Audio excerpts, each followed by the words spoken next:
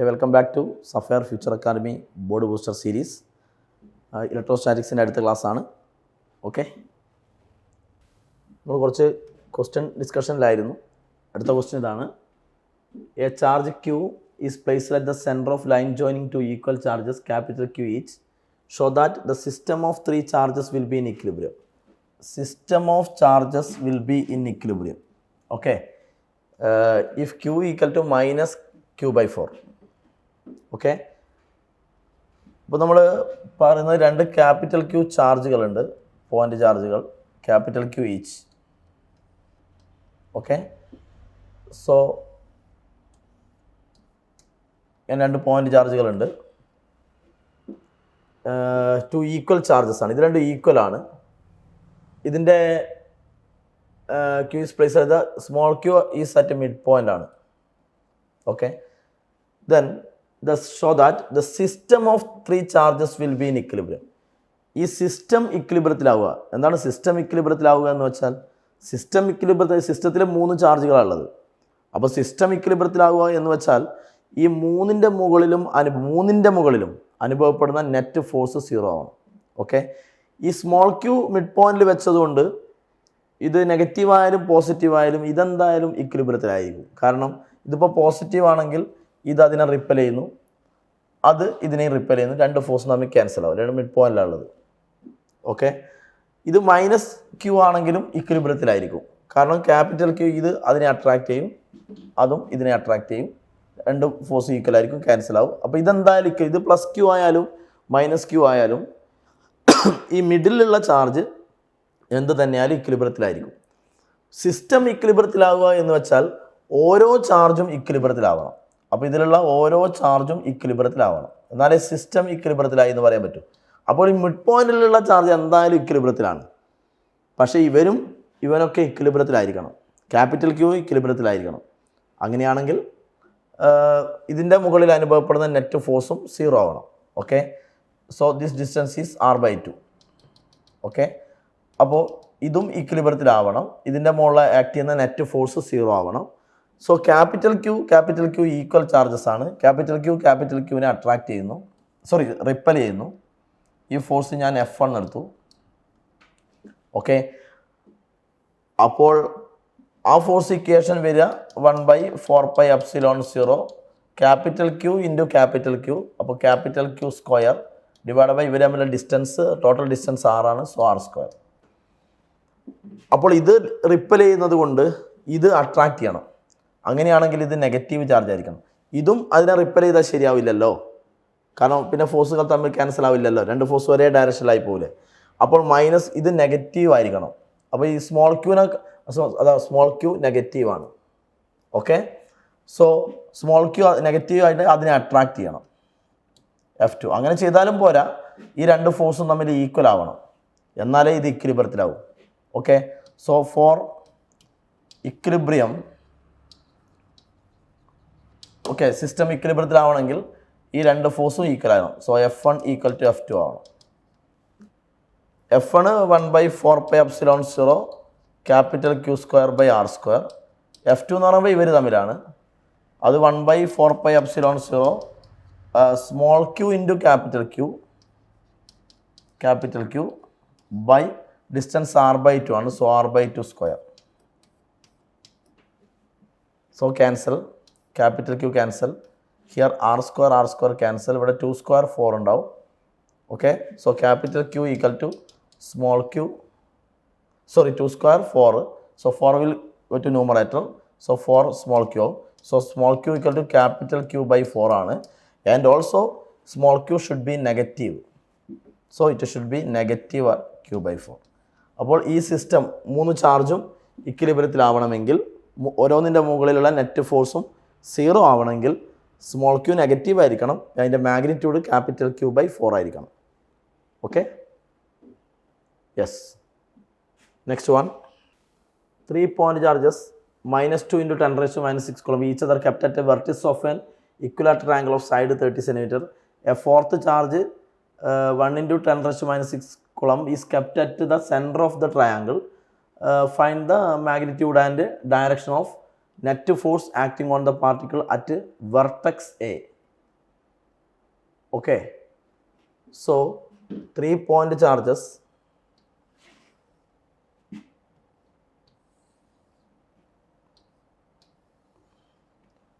-2 into 10 raised to -6 coulomb each. Okay, so -2 into 10 raised to -6 coulomb each are placed at the corners. So -2 into 10 raised to -6 coulomb ആണ്. Okay, each placed at the corners of an equilateral angle of side 30 cm. ഇതിൻ്റെ side 30 cm. So 0.3 meter ആണ്. ഓരോ side equilateral triangle ആണ്. ഓരോ സൈഡും ഇങ്ങനെയാണ്. Okay, fourth charge -1 into 10 raised to -6 coulomb is kept at center of the triangle. സെൻറ്ററിലുണ്ട് ഒരു charge 1 into 10 raised to -6 coulomb. അത് സെൻറ്ററിലുണ്ട്. ഇത്രയും ചാർജസ് ആളുള്ളത്.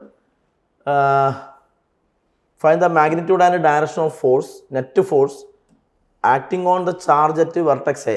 ഇതാണ് വെർട്ടെക്സ് എ എന്ന് വിചാരിച്ചോളൂ. അവിടെയുള്ള നെറ്റ് ഫോഴ്സ് കാണാനാണ് ക്വസ്റ്റ്യൻ. ഇത് വെർട്ടെക്സ് എ ആയിട്ട് എടുത്തോളൂ. അവിടെ അനുഭവപ്പെടുന്ന നെറ്റ് ഫോഴ്സ്. ഓക്കെ, സോ ഇത് തമ്മിൽ റിപ്പൽ ചെയ്യും. ഓക്കെ, ഈ ചാർജ് അതിനെ റിപ്പൽ ചെയ്യുന്നു. ഇത് 1 into +1 into 10 raised to -6 ആണ്. അപ്പോൾ ഇത് റിപ്പൽ ചെയ്യുന്ന ഫോഴ്സിൻ്റെ മാഗ്നിറ്റ്യൂഡും ഇത് രണ്ടും നെഗറ്റീവാണ്. അപ്പോൾ ഇതും അതിനെ റിപ്പൽ ചെയ്യും. ആ ഫോഴ്സിൻ്റെ രണ്ടിൻ്റെയും മാഗ്നിറ്റ്യൂഡ് ഈക്വൽ ആയിരിക്കും. ആ രണ്ട് ഫോഴ്സിൻ്റെയും മാഗ്നിറ്റ്യൂഡ് ഈക്വൽ ആയിരിക്കും. ഓക്കെ, മാഗ്നിറ്റ്യൂഡ് ഈക്വൽ ആയതുകൊണ്ട് അപ്പോൾ ഇതെത്ര വരും? ഒരു ഫോഴ്സ് ആണെങ്കിൽ 1/4πε0 എന്ന് പറയുമ്പോൾ 9 into 10 raised to 9 into Q1 Q2 എന്ന് പറയുമ്പോൾ ഇക്വേഷൻ എഴുതുമ്പോൾ നെഗറ്റീവ് ഒന്നും എടുക്കണ്ട. Q1 Q2 എന്ന് പറയുമ്പോൾ 2 into 10 raised to -6 into 2 into 10 raised to -6 by r square. r 0.3 ആണ്. സോ 0.3 സ്ക്വയർ ഇങ്ങനെ വരും. അതേ മാഗ്നിറ്റ്യൂഡ് തന്നെയായിരിക്കും ഇതിനും. ഇത് ഇക്വലാറ്ററൽ ട്രയാങ്കിൾ ആയതുകൊണ്ട് ആംഗിൾ 60 ആണ്. സോ ഈ ആംഗിൾ 60 ആണ്. സോ ഇറ്റ്സ് റിസൾട്ടൻ്റ് ഫോഴ്സ് ഇങ്ങനെ വരും. ഇത് ആംഗിൾ 60 രണ്ടും ഈക്വൽ ആണ്. വെർട്ടിക്കലി അപ്വേർഡായിട്ട് വരിക. ആംഗിൾ 60 ആണ്. ഇത് രണ്ടിൻ്റെ മാഗ്നിറ്റ്യൂഡ് F ആണ്. അപ്പോൾ റിസൾട്ടൻ്റ് ഫോഴ്സ് വരിക √3F വരിക. കാരണം ആംഗിൾ 60 ആകുമ്പോൾ ഇത് ഒന്ന് F മറ്റേത് F. റിസൾട്ടൻ്റ് കാണാൻ ഇങ്ങനെയാണല്ലോ. √F² + F² + A² + B² + 2AB cos θ 2FF cos θ. θ 60 ആണ്. cos 60 1/2 ആണ്. ഇവിടെ θ 60 ആണ്. cos 60 1/2. അപ്പോൾ ഇങ്ങനെ പോയി √F² + F² + F² √3F² വരും. സോ √3F വരും. അപ്പോൾ ഇതിൻ്റെ റിസൾട്ടൻ്റ് വരിക ഇത് √3F ആണ്. റിസൾട്ടൻ്റ് ഫോഴ്സ് ആയിട്ട് അവിടെ വരിക. അപ്പോൾ ഈ റിസൾട്ടൻ്റ് ഫോഴ്സ് ആയിട്ട് √3F ആണ് അവിടെ വരിക. ഈ F എടുത്ത് ഇവിടെ സബ്സ്റ്റിറ്റ്യൂട്ട് ചെയ്തായി. പിന്നെ ഇത് പോസിറ്റീവ് ചാർജാണ്. പോസിറ്റീവ് ചാർജ് ഇതിനെ അട്രാക്ട് ചെയ്യും. ഇവിടെയുള്ള ചാർജിനെ വെർട്ടെക്സ് എയിലുള്ള ചാർജിനെ അട്രാക്ട് ചെയ്യും. ഓക്കെ, പിന്നെ ഇത് അട്രാക്ട് ചെയ്യും. പിന്നെ ഇവർ തമ്മിലുള്ള ഡിസ്റ്റൻസ് എടുക്കണ്ടേ.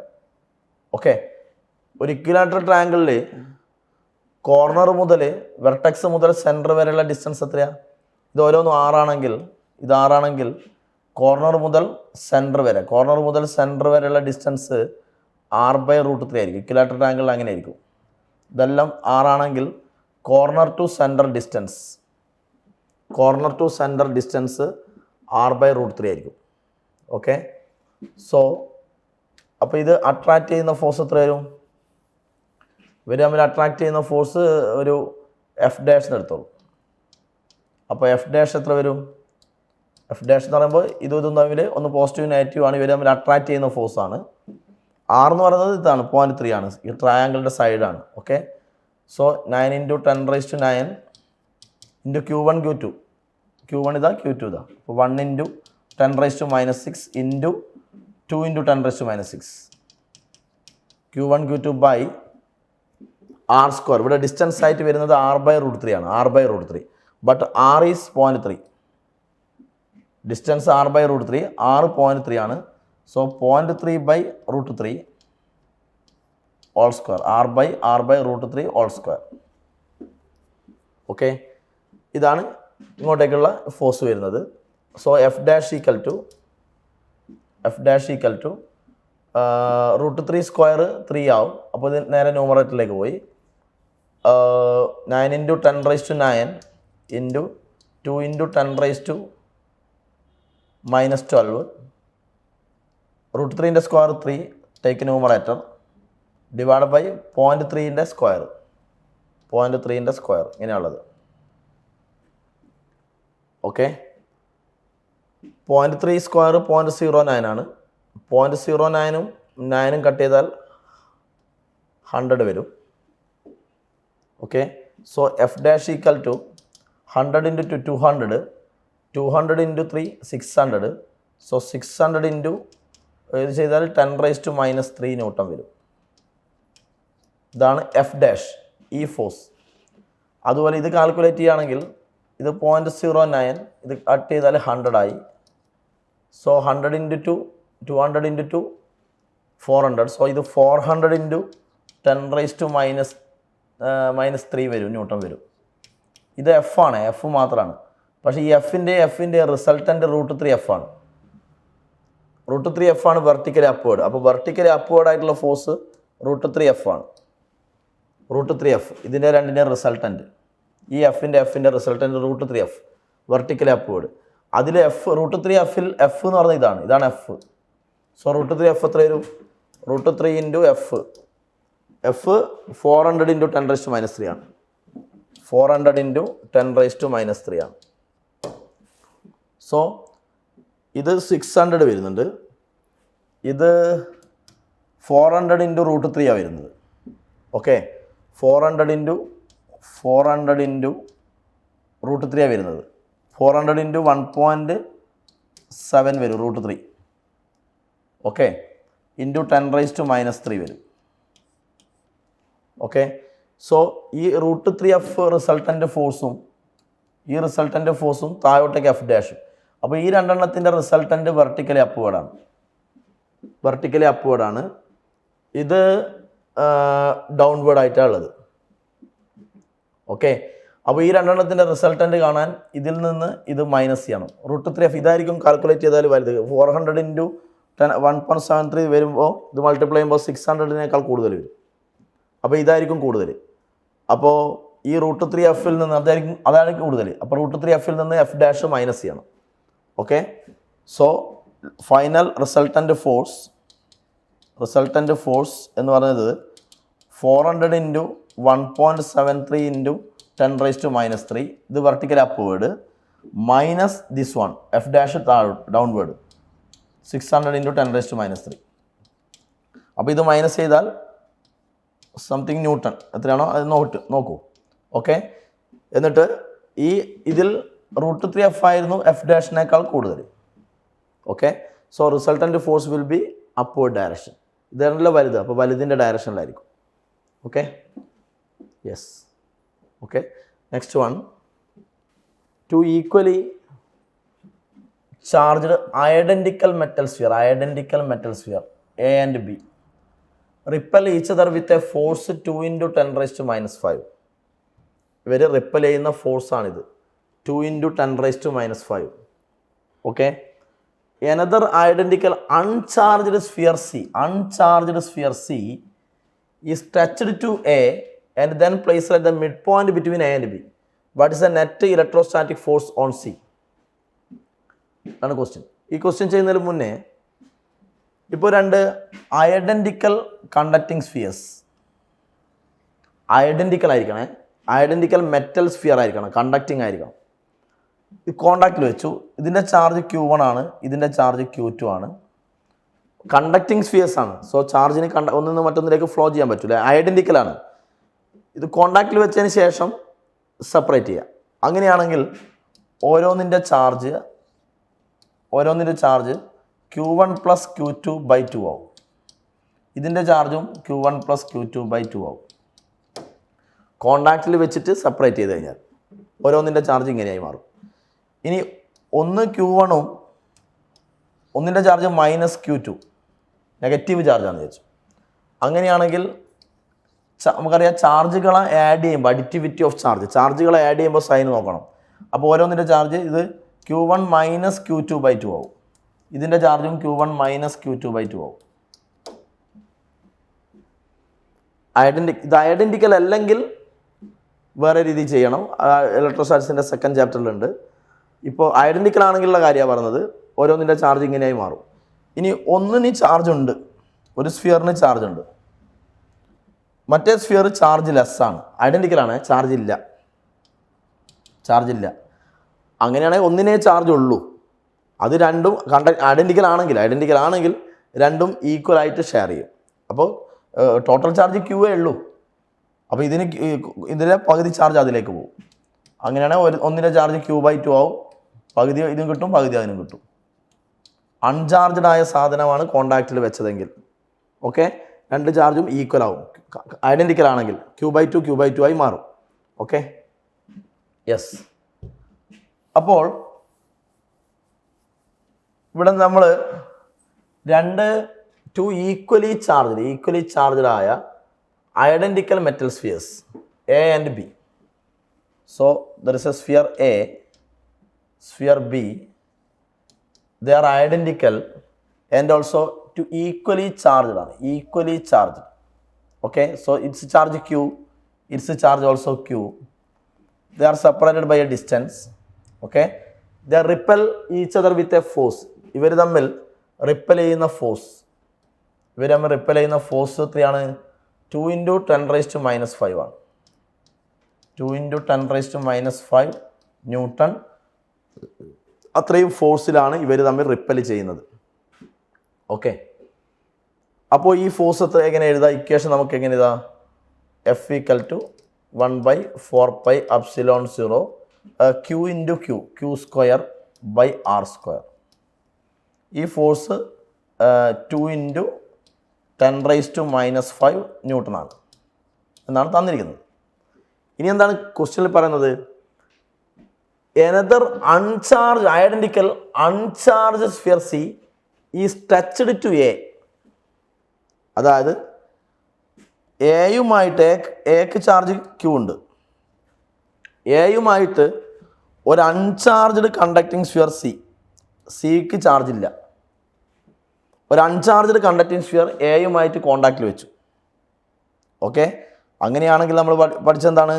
ഐഡൻറ്റിക്കൽ ആണെങ്കിൽ ഇവർ ചാർജ് കണ്ടക്ടിങ് സ്ഫിയർ ആണ്. അപ്പോൾ ഇവർ ചാർജ് ഈക്വലായി ഡിവൈഡ് ചെയ്യും. സോ ഇതിൻ്റെ ചാർജ് എയുടെ ചാർജ് Q/2 ആവും, സിയുടെ ചാർജും Q/2 ആവും. സിക്ക് ചാർജ് ഇല്ലായിരുന്നു. സിക്ക് ചാർജ് ഉണ്ടെങ്കിൽ Q1 + Q2/2 ആവും. സിക്ക് ചാർജ് ഇല്ല, അപ്പോൾ ഇവർ ഈക്വലായിട്ട് അത് ഡിവൈഡ് ചെയ്തു, ഐഡൻറ്റിക്കൽ ആയതുകൊണ്ട്. അതിനുശേഷം എന്ത് ചെയ്തു? അതിനുശേഷം C is placed at mid point between A and B. അതിനുശേഷം സി എയുടെയും ബിയുടെയും മിഡ് പോയിന്റിൽ വെച്ചു.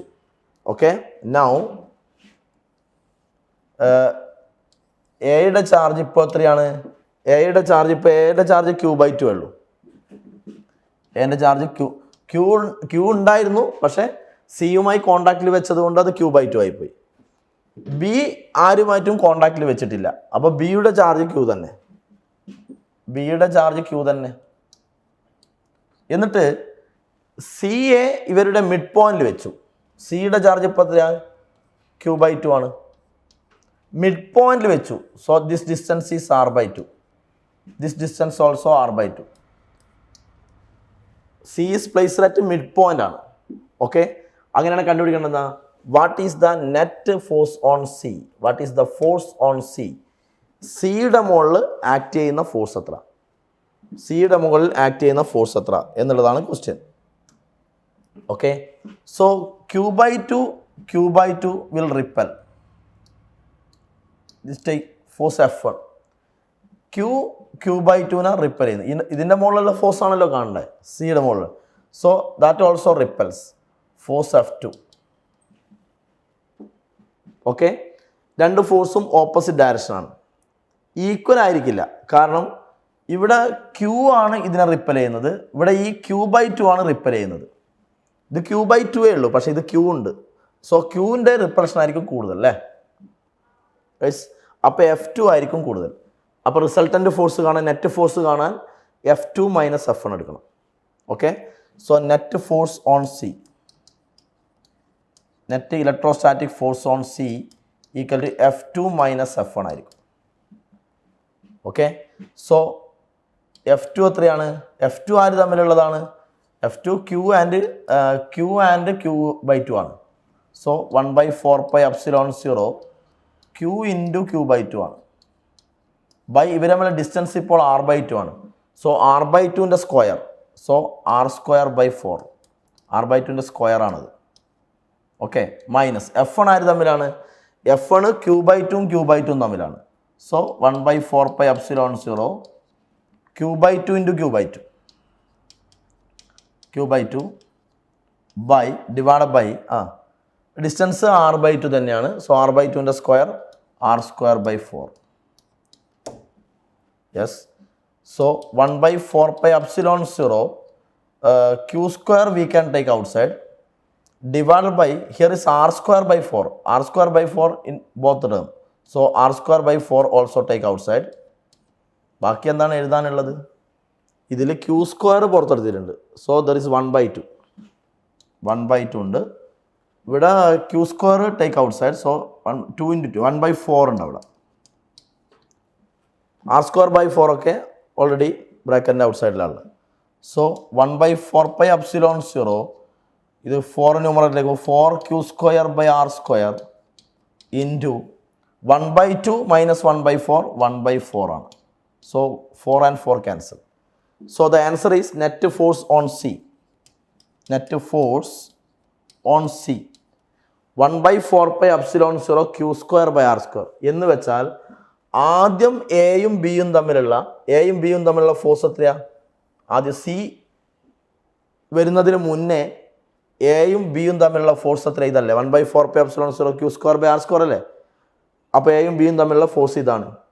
ഓക്കെ, അതേ ആൻസർ തന്നെയാണ് ഇവിടെ കിട്ടിയിരിക്കുന്നത്. എന്ന് പറഞ്ഞാൽ സി വരുന്നതിന് മുന്നേ എയും ബിയും തമ്മിൽ എത്ര ഫോഴ്സ് ഉണ്ടോ അതേ ആൻസർ തന്നെയാണ് ഇവിടെ കിട്ടിയിരിക്കുന്നത്. ഓക്കെ, എന്നാൽ ഈ ഫോഴ്സ് ആദ്യമുള്ള ഈ ഫോഴ്സ് തന്നെയാണ്. എന്ന് വെച്ചാൽ 2 × 10⁻⁻5 ന്യൂട്ടൺ ആണ്. എന്ന് പറഞ്ഞാൽ എയും ബിയും തമ്മിൽ ആദ്യം ഉണ്ടായിരുന്ന ഫോഴ്സാണ് ഇപ്പോൾ സിയുടെ മുകളിൽ അനുഭവപ്പെടുന്ന net force. Okay, yes. Next one, the force between two point charges placed at separation R is F. Find the force between same charges if half space between them is filled with the dielectric constant 4. Okay, half space. So the force between 2 point charges, suppose 2 point charges എന്ന് പറഞ്ഞിട്ടുള്ളൂ, equal എന്നൊന്നും പറഞ്ഞില്ല, കുഴപ്പമില്ല. 2 point charges എന്നേ പറഞ്ഞിട്ടുള്ളൂ. ഇവർ തമ്മിലുള്ള distance R ആണ്. ഇവർ തമ്മിലുള്ള force when placed at separation R, ഇവർ തമ്മിലുള്ള ഫോഴ്സ് F ആണ്. ഓക്കെ, ഇവർ തമ്മിൽ ആക്ട് ചെയ്യുന്ന ഫോഴ്സ് F ആണ്. പ്രത്യേകിച്ച് ഇവിടെയുള്ള മീഡിയത്തിനെ പറ്റിയൊന്നും പറഞ്ഞിട്ടില്ല. മീഡിയത്തിനെ പറ്റിയൊന്നും പറയാത്തതുകൊണ്ട് ഫ്രീ സ്പേസ് ആയിട്ട് കൺസിഡർ ചെയ്യാം. അങ്ങനെയാണെങ്കിൽ ഫോഴ്സ് എത്രയാണ്? 1/4πε0 Q1 Q2/R² ആണ്. Okay, if the half space between them is filled with the dielectric, അതായത് ഓക്കെ യെസ്, ഇവിടെ ഇപ്പോൾ നമ്മൾ ഫുള്ളായിട്ട് മീഡിയം ഇൻട്രൊഡ്യൂസ് ചെയ്തതെന്ന് വെച്ചാൽ ഈ ഫുൾ സ്പേസിൽ മീഡിയം അതുകൂടി ഒന്ന് പറയാം. അതിൻ്റെ കൂടെ തന്നെ ഈ രണ്ട് ചാർജിനടക്ക് ഇവിടെ ഫ്രീ സ്പേസ് ആണ്, പ്രത്യേകിച്ച് മീഡിയം ഒന്നുമില്ല, അല്ലെങ്കിൽ എയർ കൺസിഡർ ചെയ്താലും കുഴപ്പമില്ല. ഇവിടെ ഈ രണ്ട് ചാർജിൻ്റെ ഇടയിൽ ഫുൾ സ്പേസിലും ഒരു മീഡിയം, ഫുൾ സ്പേസിലല്ലേ പറഞ്ഞത്, ക്വസ്റ്റ്യനിൽ ഹാഫ് സ്പേസാണ് പറഞ്ഞത്. ഫുൾ സ്പേസിലും മീഡിയം ഉണ്ടെന്ന് വിചാരിക്കും, ഫുള്ളായിട്ട് മീഡിയം ഉണ്ടെന്ന് വിചാരിക്കും, അതുകൂടി ഇതിൻ്റെ കൂട്ടത്തിൽ പറയുന്നതാണ്. ഫുൾ സ്പേസിൽ മീഡിയം ഉണ്ട്, ആ മീഡിയത്തിൻ്റെ ഡൈലക്ട്രിക് കോൺസ്റ്റൻറ്റ് 4 ആണ്. ഓക്കെ, അങ്ങനെയാണ് ഈ ചാർജ് തമ്മിലുള്ള ഫോഴ്സ് ഇത്രയും ഇൻഡിക്കേഷൻ ഒക്കെ നമ്മൾ പറഞ്ഞാണ്. ഇത് വാക്വത്തിൽ ഫ്രീ സ്പേസിലുള്ള ഫോഴ്സാണ്. മീഡിയം വരുന്നതിന് ഫോഴ്സും ചേഞ്ച് ആവും അല്ലേ? ഈ ഫുള്ളായിട്ടുള്ള സ്പേസിലും മീഡിയം ഉണ്ട്. അങ്ങനെയാണ് എഫ് മീഡിയം എന്ന് പറയുന്നത് ഫുൾ സ്പേസിൽ ഉണ്ടെങ്കിൽ, ഫുൾ സ്പേസും മീഡിയം ഫീൽഡ് ആണെങ്കിൽ F medium equal to F vacuum by K ആയിരുന്നു. കെൻ്റെ പേര് ഡൈലക്ട്രിക് കോൺസ്റ്റൻറ്റ്. എഫ് വാക്വം എന്ന് പറഞ്ഞാൽ ഇത് ഇവിടെയുള്ള ഫ്രീ സ്പേസിലുള്ള ഫോഴ്സ്, അത് എഫ് തന്നെ, ബൈ കെ ഡൈലക്ട്രിക് കോൺസ്റ്റൻറ്റ് 4, അപ്പോൾ F/4. അത് മീഡിയം കംപ്ലീറ്റ് ഉണ്ടെങ്കിലാണ് ഈ ആൻസർ വരിക. ഓക്കെ, പക്ഷെ അങ്ങനെയല്ല നമ്മളോട് ചോദിച്ചത്. അത് കൂടി ഞാൻ ഇതിൻ്റെ കൂട്ടത്തിൽ പറഞ്ഞു എന്നേ ഉള്ളൂ. നമ്മളോട് ചോദിച്ചിരിക്കുന്നത് ഹാഫ് സ്പേസിൽ മീഡിയം വെക്കാനാണ്. Q1 Q2ൻ്റെ ഇൻ ബിറ്റ്വീൻ ടോട്ടൽ ഡിസ്റ്റൻസ് 6 ആയിരുന്നു. ഹാഫ് സ്പേസിൽ മീഡിയം വെക്കാനാണ് പറഞ്ഞത്. അപ്പം ഹാഫ് സ്പേസിൽ വെച്ചാൽ മീഡിയത്തിൻ്റെ തിക്നെസ് എത്രയാണ്? R/2. ഹാഫ് സ്പേസിലാണ് മീഡിയം ഉള്ളത്. ആ മീഡിയത്തിൻ്റെ ഡൈലക്ട്രിക് കോൺസ്റ്റൻറ്റ് 4 ആണ്. മീഡിയത്തിൻ്റെ ഡൈലക്ട്രിക് കോൺസ്റ്റൻറ്റ് 4 ആണ്. ഓക്കെ, ബാക്കിയുള്ള സ്ഥലത്ത് ഫ്രീ സ്പേസ് തന്നെയായിരിക്കും. ബാക്കിയുള്ള സ്ഥലം എന്ന് പറയുമ്പോൾ ടോട്ടൽ ഡിസ്റ്റൻസ് 6 ആണല്ലോ. ടോട്ടൽ ഡിസ്റ്റൻസ് 6 ആണെങ്കിൽ ബാക്കി എത്രയാണ്?